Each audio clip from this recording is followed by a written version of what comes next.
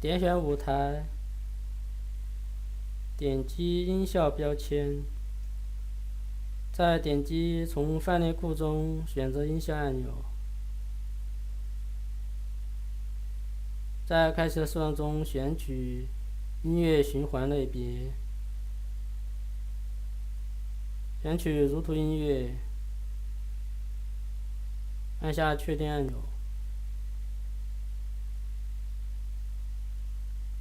点击预设音效右上角的删除按钮，删除该音效。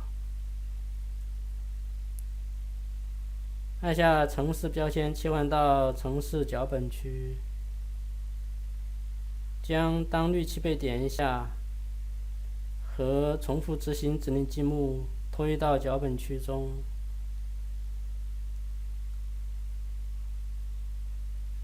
将音效下的播放音效直到播放完毕指令积木推到重复执行的回圈中，这样就为游戏添加了背景音乐。选取站务1角色，切换到音效标签页，再按下从范例库中选择音效按钮，选取人声类别，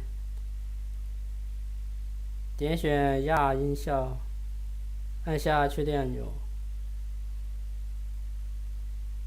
点击程式标签，选取音效下的播放音效指令积木，推到如图位置。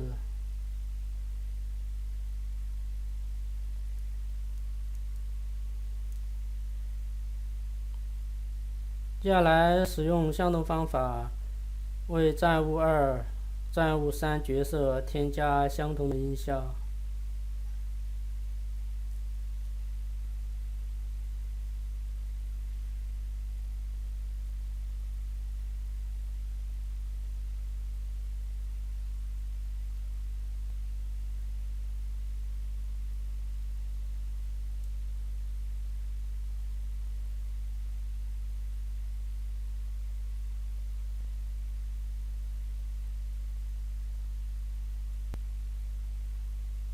点选播报员角色，点击音效标签，点击上传音效档案按钮，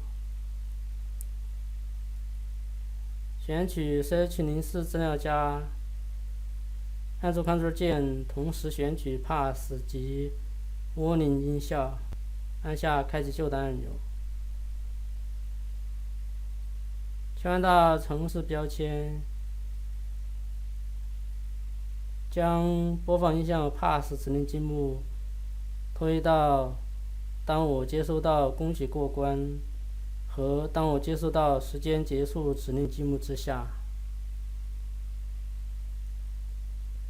将当我接收到时间结束下的播放音效指令积木中的音效选择 Warning。游戏的音效添加完毕。